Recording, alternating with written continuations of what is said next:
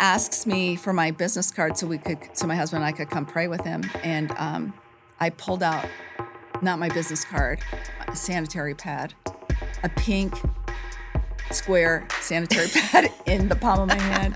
We both looked at it and I was like, I could write my name on that for you and my phone number. You probably will never forget me.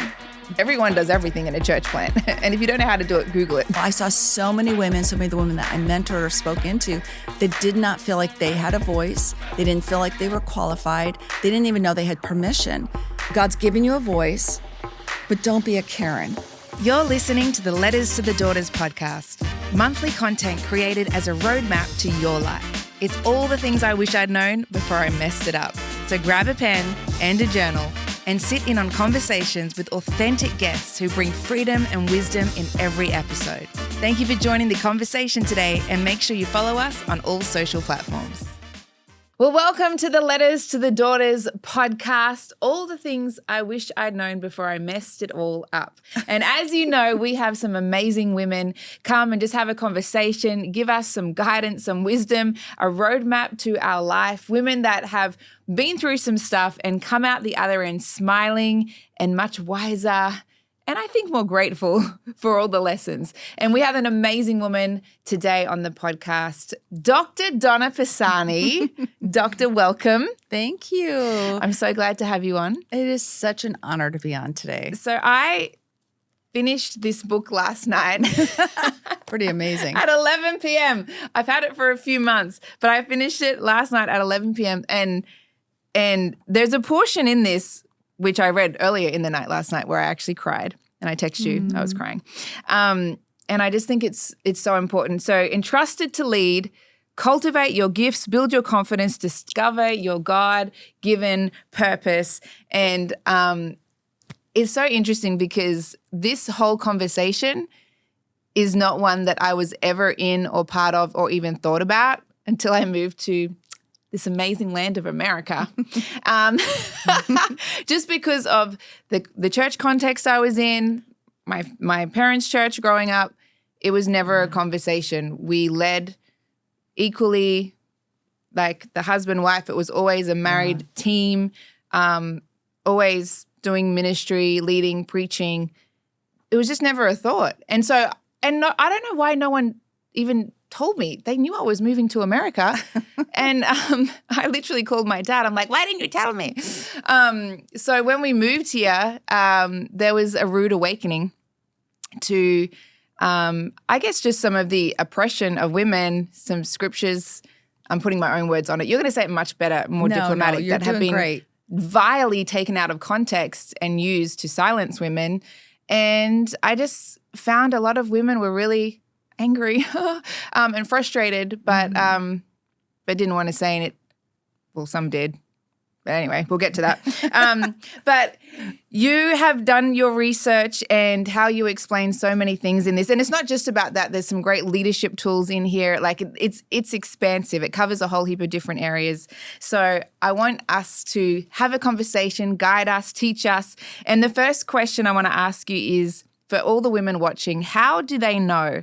How do they know if God wants to use them as a woman, and especially for the women watching who feel like they're not sure if they're allowed to use their voice or their gifts or leadership in general? Yeah. No, that's a great question, Emma. And actually, first of all, I love that you didn't experience any of that in your formation years for ministry. I mean, that was pretty amazing.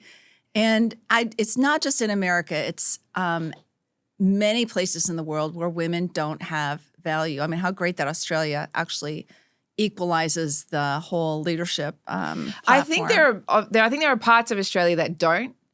I was just in a bubble. Yeah, what a gift. That I was treated equally. Yeah. So I felt it coming here because I just hadn't experienced it. Yeah. I mean, it is an amazing bubble that you lived in, because then you didn't have to wrestle against do I have permission to do this? You didn't find that out till you got here, but you already knew you had permission. It was just surprising to you. I felt like the great men around me in Australia pushed me.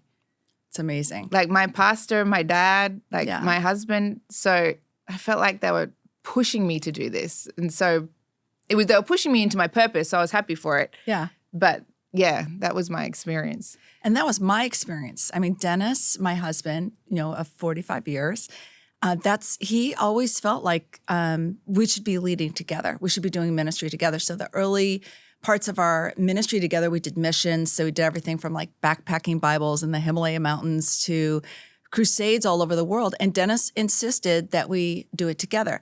I, in the beginning, didn't want to, I was so insecure and so shy. I didn't want to have any part of it, but he was confident enough in his own gifts that he pulled out of me what he saw in me. So I'm super grateful for that.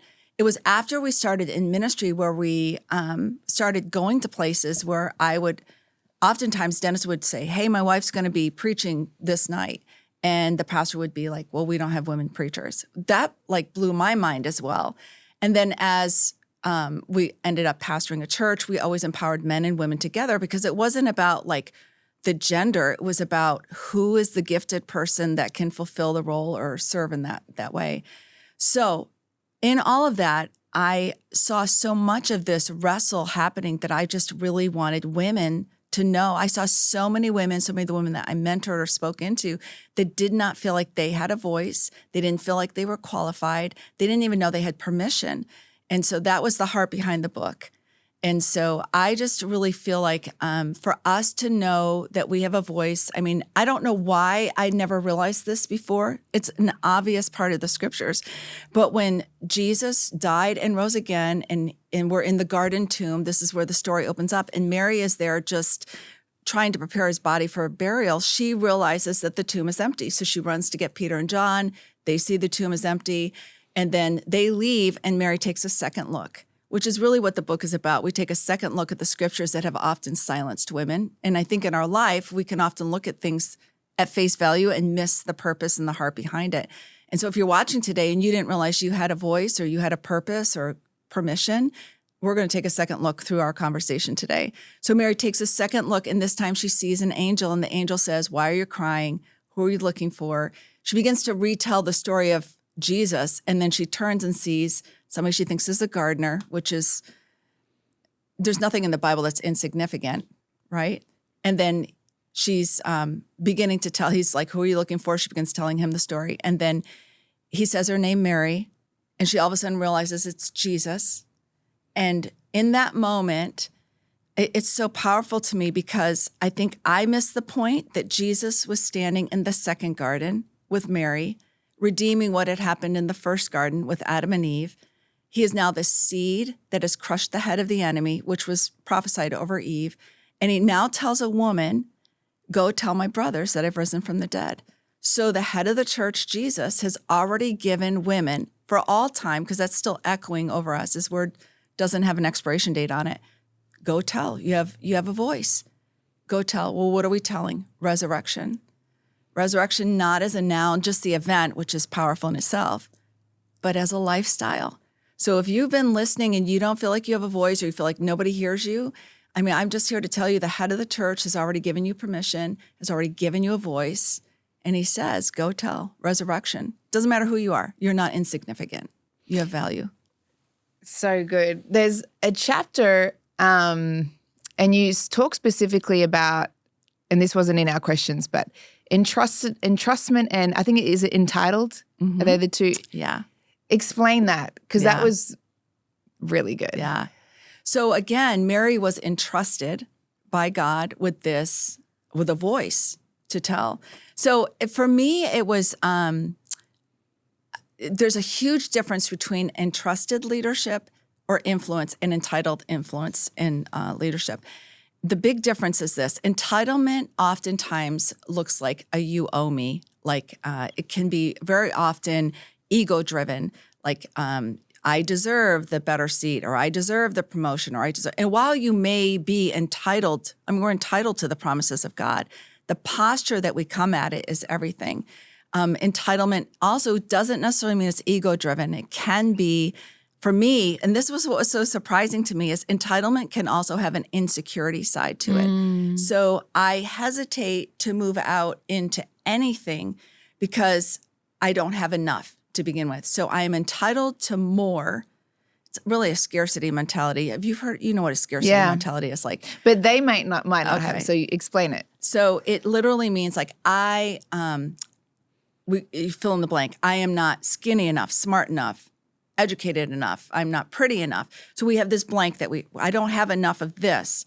If I had that, then I could do whatever the purpose is, whatever the thing is. So for me, a lot of times and we miss that what we've been entrusted with, which is gifts from God or strengths from God, it often comes in seed form, right? I see your highlight reel and look, you're like doing amazing things, Pastor Emma. You're like incredible.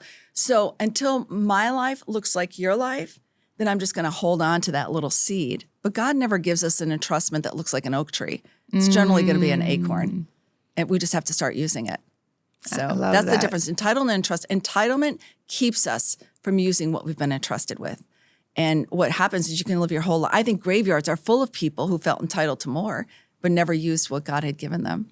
So what's in your hand? Yeah. If you ask God for a tree, he'll give you a seed. Yes. Yeah. Let's talk about how Jesus treated women. Because I feel like that is the biggest misconception. And talk to us about that, how he treated women and his 12 disciples, all of that good stuff. Yeah. Which you break down in the book really well. Yeah. And I missed all this because a lot of times if we talk about theology, let's talk about, the book really talks about theology. Theology can be a scary word if you don't really, it's what you believe and how you live it out. That's simply what it is. And theology, and we talk about this, is never meant to be used for combat or it's never meant to be used as a weapon. It's for you to build confidence. Yes. So confidence, not combat. Yeah, confidence, not combat. Yeah. I had to learn that, by the way. Well, I'm still learning it. I can still get irritated when I'm like, wait, what? What are you saying? What do you believe?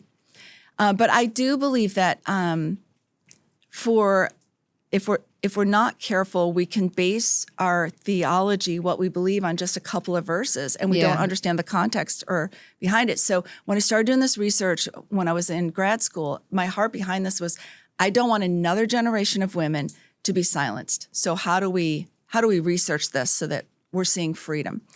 And so I thought, well, we often look at the writings of Paul and we put ourselves in a box.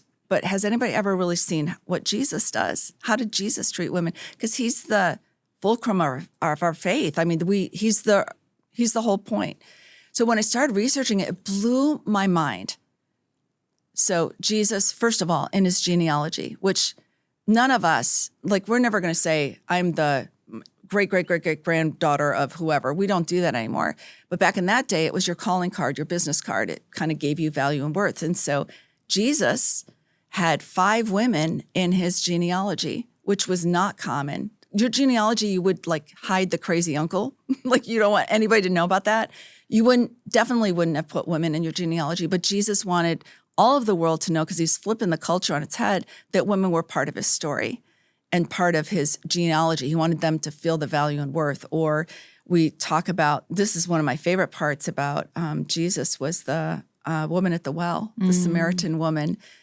And so he had the longest recorded conversation with a woman. Never once did he say to her, get to the point. He never once stopped her. It was a deep theological conversation where he talked about, water. He talked about worship. She could ask whatever question. He answered it patiently. And in the middle of this, so a lot of the story about this Samaritan woman was that she was at the well in the middle of the day because she must have been a prostitute, or there was something shameful about her life. But there's nothing in that story that says that. All we know is that she's been widowed and she's now living with the man that's not her husband. Her whole conversation, not once did Jesus shame her. Not once did Jesus say, well, you have to get your life together. Not once. He just patiently answered her questions. And then he revealed that he was the Messiah, first to a woman. Her life was so transformed by that conversation that then she goes back to Samaria and she tells about Jesus. She becomes the first female evangelist, the first missionary recorded in the Bible. And the whole town and villages, hundreds of people came to Christ because of her story. Then when Jesus shows up, he still doesn't silence her. He doesn't say, well, you're not supposed to have a voice in this culture. And you've got Mary and Martha, who a lot of times we think Mary, was the better person, and Martha, she was too busy. She was worried about things. But Martha, I think it was depicting the role of women. We're going to be Marthas. You got to maintain your household. I mean, women, right? You have to take care of your kids. I know Pastor Terrence helps, right?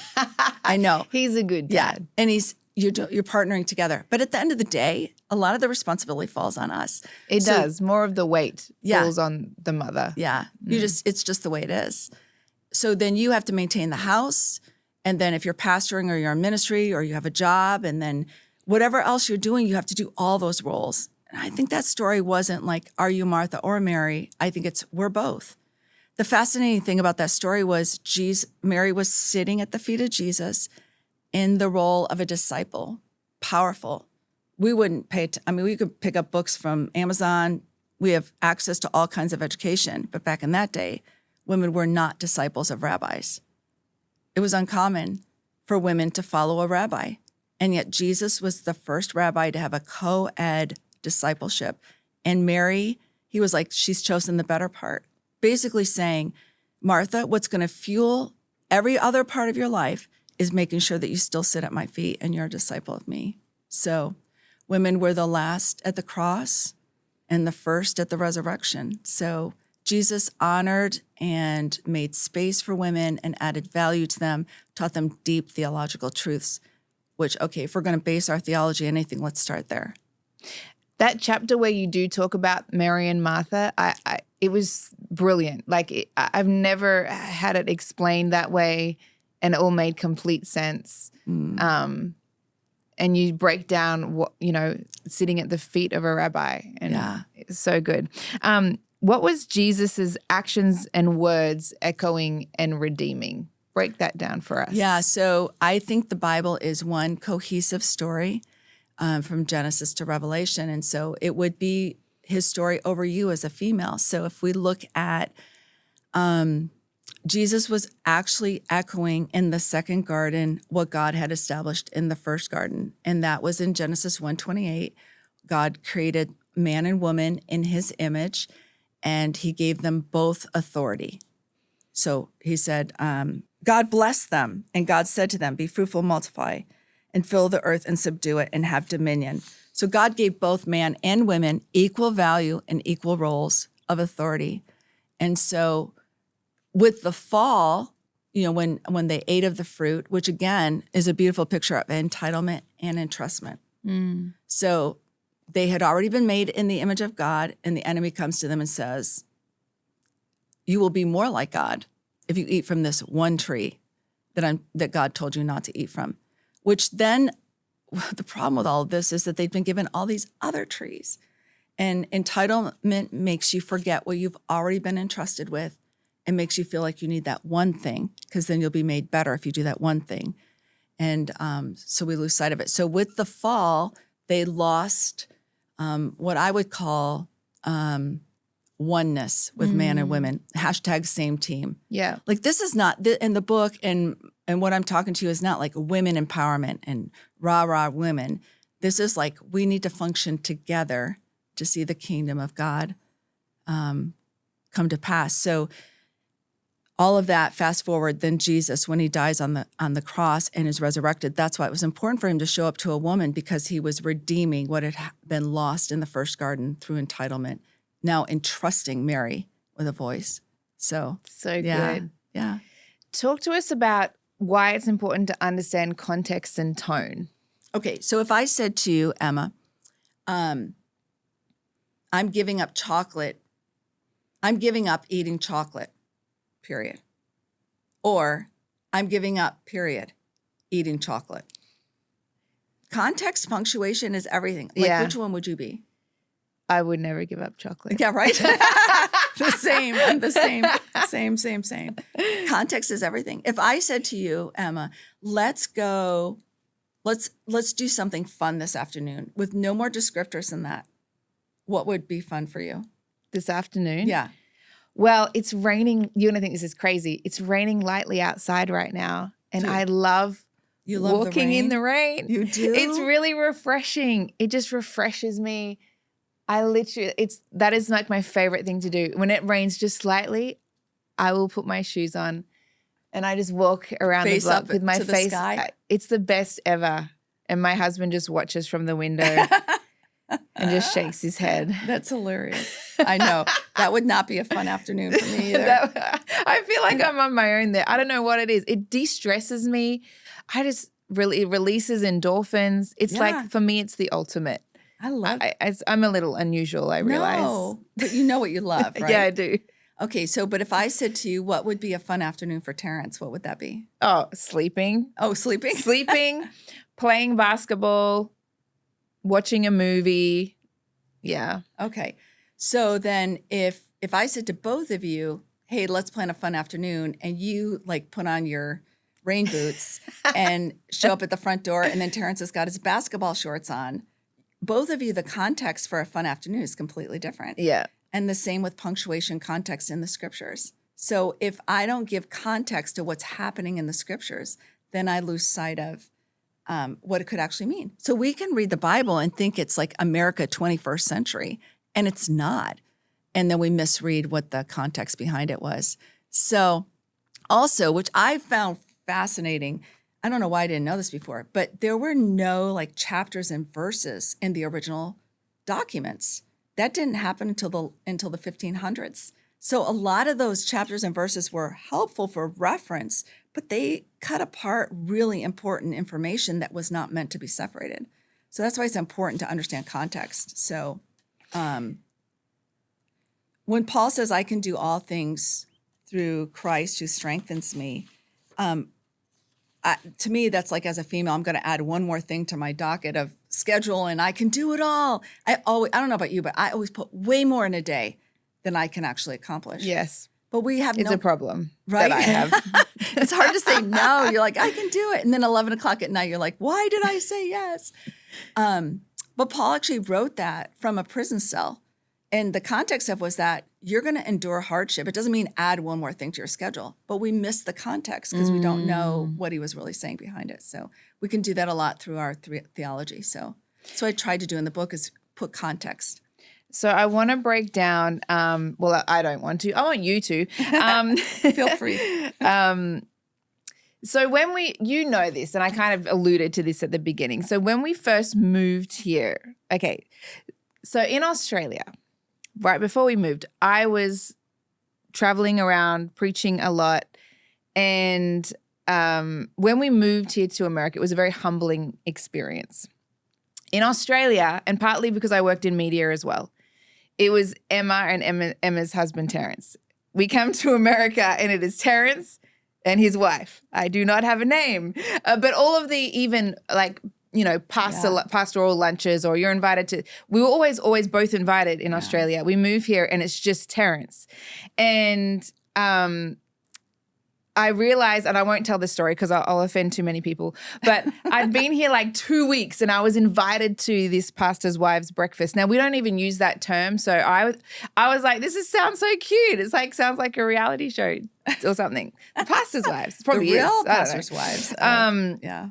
But it was that experience and because I did not know what I was walking into. And so they asked, what do you do in the church? And I was like, well, we kind of do everything. It's a church plant. Like, I'm sorry, but everyone does everything in a church plant. And if you don't know how to do it, Google it and figure it out. But just some of the things that were said to me, I was so confused just because I didn't have the heads up of what culture I was walking into. And I felt like I was very confused, but I felt like these women are really unhappy. But talk to us about the controversy over women leading and preaching. Where did that come from? And obviously the debate centers around some things that Paul said. Break that down for us. Okay. Yeah. I think, so maybe one of my first experiences with that was we planted a church on in Washington, D.C. 30 some years ago. And so Dennis and I were invited by some congressional leaders to come in and pray. So I'm just going to share this story real quick. And because we didn't want anything from them, we just really seriously wanted to pray with them. One of the congressmen from Arkansas actually established a relationship with Jesus and started hearing the voice of God, and it really transformed his life. So he wanted to do a whole congressional panel, it wasn't like an official one, on prayer in the church. And so with all of that, he invited me to be on it because he was fascinated that I was a female pastoring with my husband. He had never seen that before. And we were the ones praying with him, and he just wanted to see more prayer on Capitol Hill. So he invited me. I'm nervous in the service. I am so nervous because we hadn't had the church that long. And I find out when I get there, I'm the only female in this panel with these very well-established congressional leaders and pastors of very large denominational churches, and me. And I was so nervous. I was so afraid that I would answer wrong and probably fail all of femininity for the rest of the world. Anyways, I was shocked, Emma, because the questions, we were talking about prayer and praying for the government, but the questions that were aimed at me were, who's running the church, you or your husband? How do you lead together? Who runs the Pisani household? Who does the laundry? This is on Capitol Hill. And I'm like, is it that much of an anomaly? Like it was so much, and because it was pretty much a male-only crowd, standing room only. And I felt like I did okay answering those questions. But I just feel like oftentimes, whether you're in the church world or you're in the business world or whether you're in the corporate world, whatever world you're in, you can often face people misunderstanding the context of who you are. So final part of that story was as I was leaving, because I had a white power suit on with shoulder pads, because you feel like you have more authority when you have shoulder pads on. Anyways, this congressman came up to me at the end that I had not met, introduced himself to me. I'm trying to get out of the room because, side note, it's that time of the month, and I have a white suit on. So I'm trying to get out of Dodge before I actually look like a female in distress. So anyways, he comes up to me and he asks me for my business card so my husband and I could come pray with him. And I pulled out, not my business card, a sanitary pad, a pink square sanitary pad in the palm of my hand. We both looked at it and I was like, I could write my name on that for you and my phone number. You probably will never forget me. Anyways, he never did call us, but anyways. So at the end of the day, no matter what, I think before I even go into this, at the end of the day, no matter how much you have faced that has tried to shut you down, I think you have to, first of all, let go of any offense or pain towards that and allow God to heal it, but also allow God to use it. And in that instance, I would just say, still let God use what's in your hand, even the biggest failures and mistakes. So to start with, the context of this is the Bible was written in a culture that was considered patriarchal. Patriarchal simply means that men had the value and the voice. Women, children, slaves had no value and had no voice. The extraordinary thing about Jesus going to Mary was it was in a culture where a woman's voice or testimony would not have been believed. They wouldn't have been pulled into that. So Jesus specifically going to a woman was flipping the culture on its head. So because it was like that, a lot of the Bible was translated with men who come out or were part of that patriarchal culture, which still believed women didn't have a voice, missing the context of Jesus appearing to Mary first. So Paul, in a lot of Paul's writings, if we view it at face value, we can take what he said at face value and just assume that he's silencing women. So theologians for centuries, also part of a patriarchal culture, translated these verses in a way that would shut women down. So somebody said to me, like, why are we just discovering this now? Because there has been more access recently to the original documents than ever before. And so now we're understanding not just what the scripture says, but we're also finding, so when you're looking to interpret scripture, you don't just read the scripture, but you also look at other things that were written, literature that were written around the same time that support the context. So Paul wrote in 1 Timothy 2, verses 9 through 15, this is one of the main scriptures. He says in there, a woman should learn in quietness and full submission. I do not permit a woman to teach or to assume authority. And it was for centuries.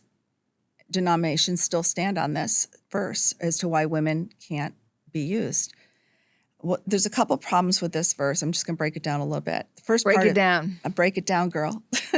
The first part is that he begins with, I also want women to dress modestly with decency, propriety, adorning themselves. I'm going to read the whole verse, not with elaborate hairstyles, gold or pearls, or expensive clothing, but with good deeds appropriate for women who profess to worship God.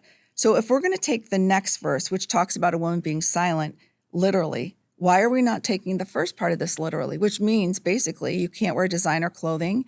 You shouldn't be wearing jewelry. If you're going to dress, you should be buying your stuff from I love a good Target find, or I love a good Goodwill find, like thrift store find. But that's literally what it's saying. Why are we not taking that as literal as the women? Why is it only the women keep silent that should be taken literally? And then Paul continues and he says, for Adam was formed first, then Eve, and Adam was not the one deceived. It was the woman who was deceived and became a sinner. And it continues on about women being saved in childbearing. Well, if you don't understand the context, first of all, Paul is writing to Timothy, who is pastoring a church plant in Ephesus. Important to note.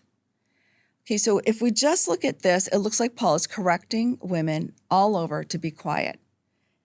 And then we've pulled out a context that Paul isn't just seemingly correcting, but Paul also in other parts of his writings actually describes women that he led with. So if you first have to look at who he described, then you can look at what seems to be correcting. So who does Paul describe? Well, in the book in Romans, the letter that he wrote to the church in Rome is the book of Romans. All these New Testament books were actually letters that Paul or different people wrote to the churches.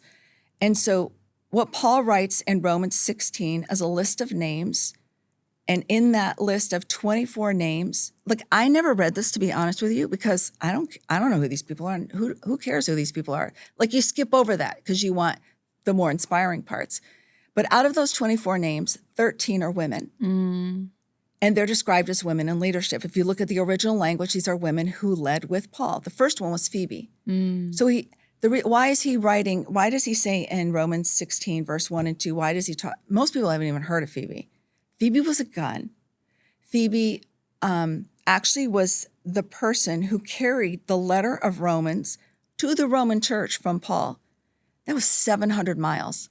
Women didn't normally travel like that. Paul talks about how she was a benefactor. So she financially and in many other ways supported Paul. In fact, some theologians now believe that Phoebe actually helped Paul write the book of Romans, because when Phoebe got to Rome, many of the people were illiterate. She would have had to recite it. She had to know the letter by heart. She had to be able to answer their theological questions. So if Paul didn't believe women could talk, then why would he even mention Phoebe in a leadership capacity? He also mentions Priscilla and Aquila in that same chapter. And so in that literature of that time, the most prominent person was actually mentioned first. Of the 6 times that Priscilla and Aquila are mentioned, Priscilla's mentioned 5 times first. They believe that she was probably the more prominent speaker. It's fascinating, Paul also acknowledges and is giving her a shout out because her and Aquila were the ones who actually corrected a well-known orator named Apollos in Ephesus. Priscilla and Aquila helped Timothy plant the church that Paul is now writing to Timothy about.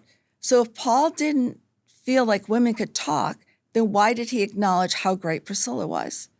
Then we also find out about Junia and Andronicus, and this is the part we're talking about the 12 disciples, and a lot of people say only men can be leaders because Jesus only had 12 apostles. Well, in the book of Romans 16, chapter of Romans 16, Paul mentions Junia and Andronicus, so in the beginning translation, she was a woman and Andronicus. We don't know if they were married or brother and sister. We don't know who they were, but they were a man and a woman.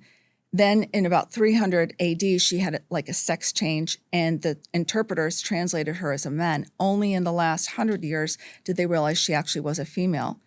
She was considered an apostle greater than any other apostle. Well, that kind of silences that Jesus only had men as leaders. So all of these people Paul describes, those are just a few of them.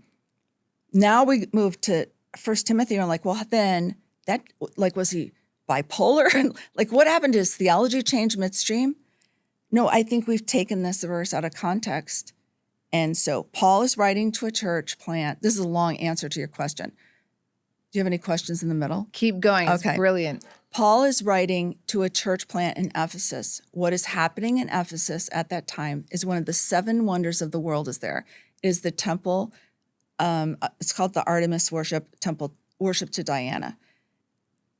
It was a terrible cult that had just consumed the city. Timothy's fighting against this false doctrine. And they're doing all this funky stuff, right? In like for fertility and like real funky. Having sex in the middle of the city and prostitutes around. So all kinds of horrific things happening in there.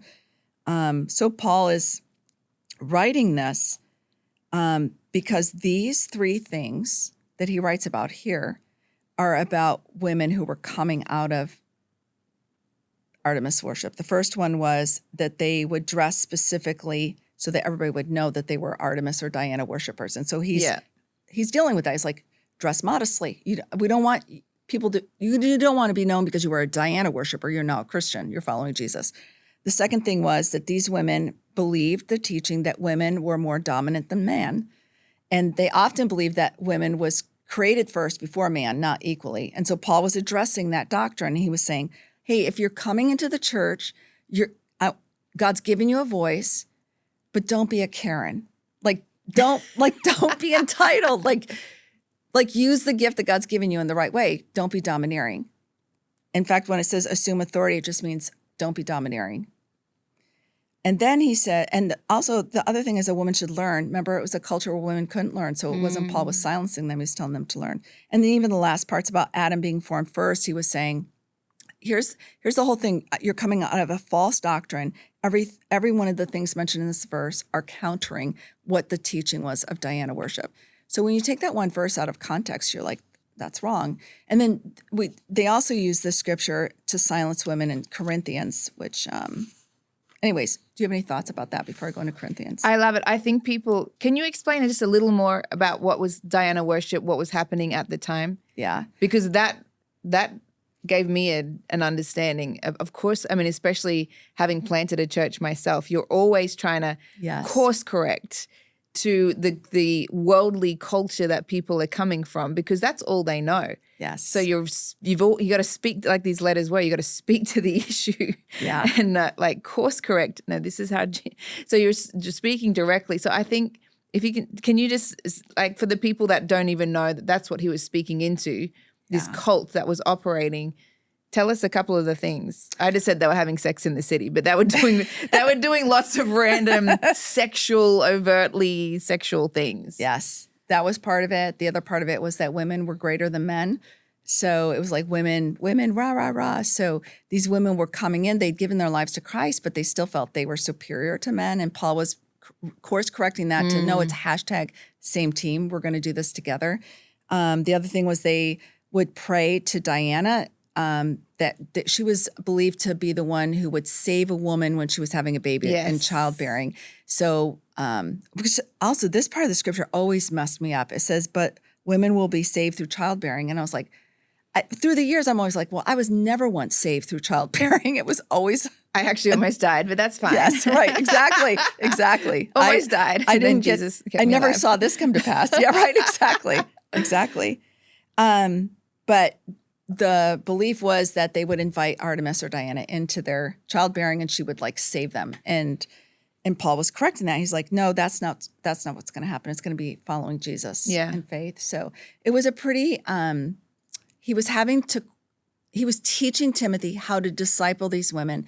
It was a long-term solution. He said, rather than just silencing them, I just need them to learn to not be domineering so God could use them. Yeah. That's basically what it was saying. So Timothy and 2 Timothy, I mean, the persecution has increased even more.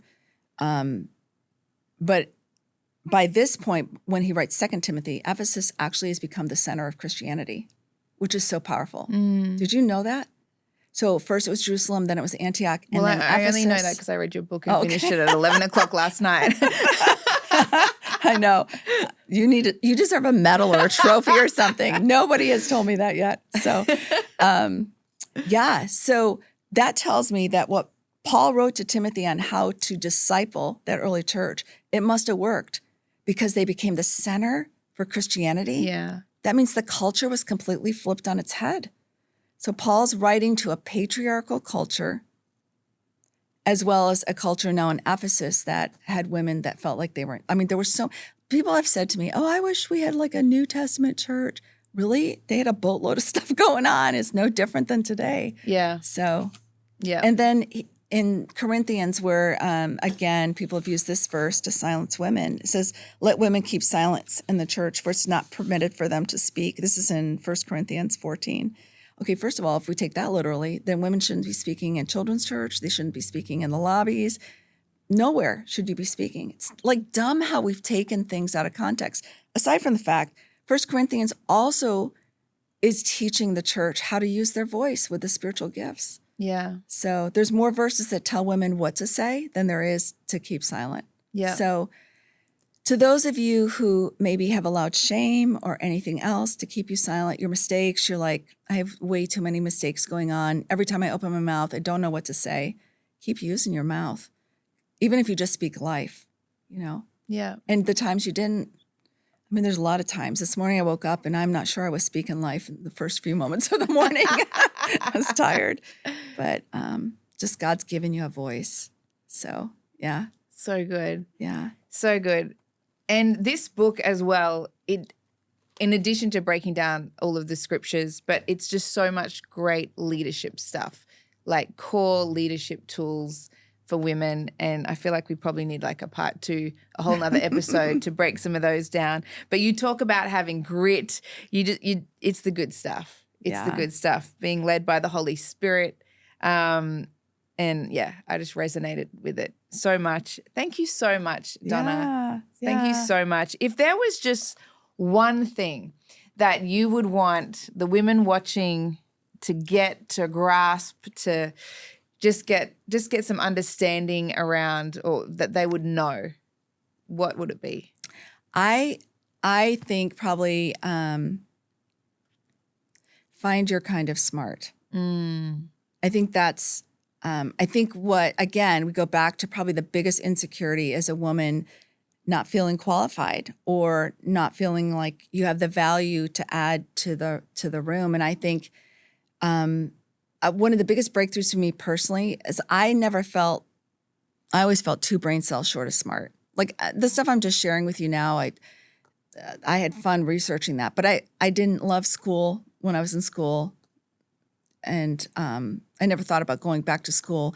I could be in a room, I could be the only female at the table in a room full of men, and oftentimes not feel like I had the value to add, because I thought if I wasn't academically smart, I always thought smart meant academically smart. Yeah. Or like I have ADHD, or I'm a creative mind. So oftentimes you can be talking to me, I may not hear what you said, or I may forget it.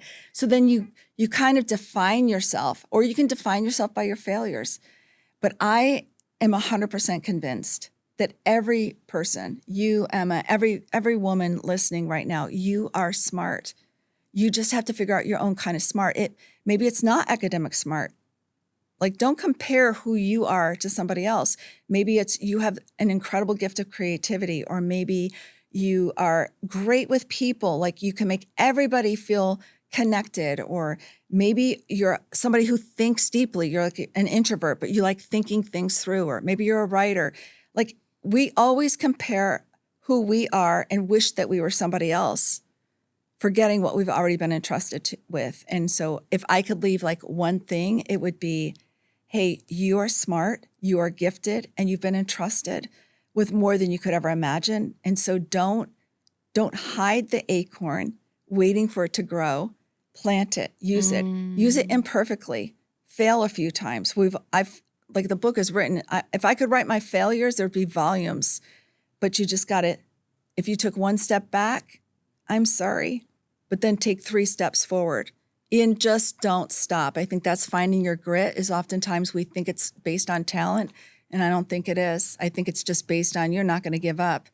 And God forms who you are through every difficult place you go. So I found my greatest lessons and greatest wisdom came out of the hell I walked through. Yeah. So And you went, I think this is important. You went back to school. to school. Yes. And you are now Dr. Donna. Yeah. But yet I can get lost in a paper bag. So you find your own kind of But smart. tell them when you went back to school. I went back to school when I was 55. Yeah. I love that. No, 58. I was 58. Yep. Yeah. I love that. And now you're 45, right? Yes. Going back with reverse engineering. That's what happens down here in Pembroke Pines. So, yeah. So good. So good. Donna, thank you so much. Yeah. And as we finish today, I'm looking at your necklace and I was like, We have the same one. I have the same necklace. I'm like, we're wearing the same. And then I remembered that you gave this to me. I remember you gave it to me earlier in the year. And that's why we have the same one. Anyway, side note. Maybe I have ADD too. Thank you so much for coming on and having this conversation. I feel like we do need a part 2 next time you're here. But everybody, get the book. This is an advanced reader's copy. Let me just cover that. Get the book. It's awesome. It will just give you a deep understanding, revelation, wisdom. It'll encourage you as well. And I think one of when I told you it made me cry, I think there's a whole chapter just around some of the early church planter women. And for all the women who are church planting, read it. You'll be so encouraged. You'll feel so seen, and you'll be so grateful for the women that have gone before us. Phoebe was probably my favorite, just learning more about Phoebe and what an amazing church planter she was. Yeah. That chapter with all the women and just breaking down all the women that have gone before us was just brilliant. That's when I cried. That's when you cried? Yeah. So I was grateful. But you know what, Donna? I was grateful, but I was grateful for you. Oh. I was grateful for you for writing it. Oh my gosh, you're now getting emotional. No. I was grateful for you because you're talking about these women and we stand on their shoulders, but then I'm reading this and then I feel like, I'm equipped to stand on your shoulders. Like you become them and me as a reader reaps the benefit of it. And so I was actually really grateful in that moment for you. And that's when I was crying because it's like Jesus is so kind. Like he actually loves his daughters. He actually loves his daughters. And I feel like he's just trying to course correct some things that society and unfortunately the church and religion have. And I just felt the gentle heart of the nurturing father. Yeah. Yeah.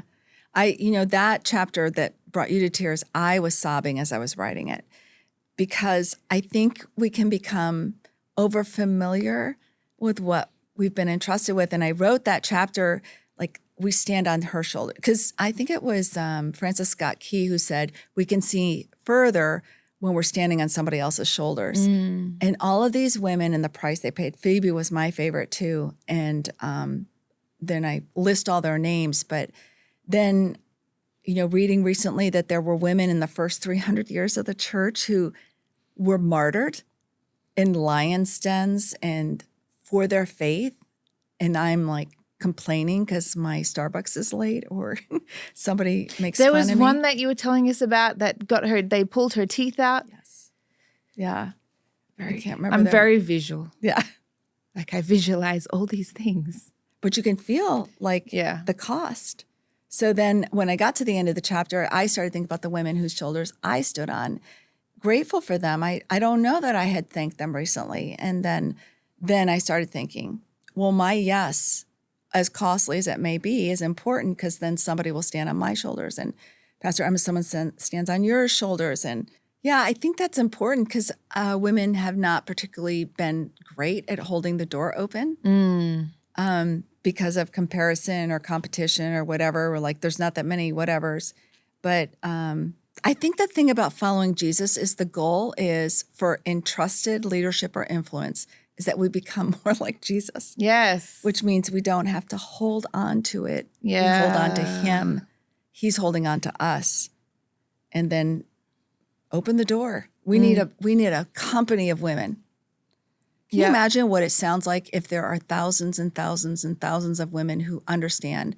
It sounds like a choir of resurrection. Yes. The power of one voice, but multiple voices speaking life and opening the door. I think we're going to usher in the greatest revival we've ever seen. Yeah. Man, I know how hard church planting is, and I'm not doing this for me. This better be for generations to come. Yeah. Because this is a lot of work. Yes. I also want to say thank you. Thanks for saying the costly yes.